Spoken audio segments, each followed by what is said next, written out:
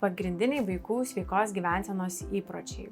Tai didžiausia įtaka vaikų gyvensenos įpročiams formuoja tėvai.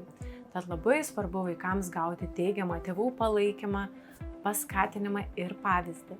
Labai svarbu, kad vaikas nepraleidinėtų jokių valgių. Turėtų maistingus pusryčius, pietus, vakarienę. Ir turėtų visada lengvai pasiekiamus užkandžius, tokie kaip vaisiai, daržovės ar natūralus jogurtas. Labai svarbu, kad vaikų mitybos racione būtų kuo mažiau perdirbto rafinuoto maisto, greitųjų angliavandenių. Reikėtų užtikrinti, kad šalia visų valgių būtų didžioji dalis daržovių, kurios turėtų būti kuo mažiau apdorotos ir turėtų būti vaivorykštės spalvų.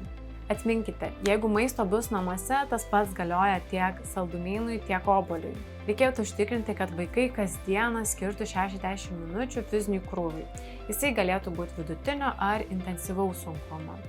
Skatinkite, kad fizinius pratimus vaikai atliktų ir kasdienėse veiklose. Tarkime, liptų laiptais, važiuotų dviračiu ar eitų pėsčiomis į mokyklą. Augančiam organizmui labai svarbu užtikrinti kokybišką miegą. 6-12 metų vaikai turėtų miegoti 12-13 valandų. 13 metų ir 18 metų vaikai turėtų miegoti 8-10 valandų. Reikėtų mokyti vaikus atpažinti stresą ir kad jie turėtų įrankių, kaip su tuo stresu tvarkytis.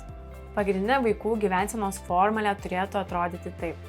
Per dieną 5 vaisių porcijos, šalia kiekvieno valgio įvairių spalvų daržovės, plus mažiau negu 2 valandos ekranų žiūrėjimo, plus daugiau negu 1 valanda intensyvaus ar vidutinio intensyvumo fizinio krūvio, plus 0 saldintų gėrimų, lygu vaiko sveika gyvensena, gera energija, gera nuotaika ir geri rezultatai mokykloje.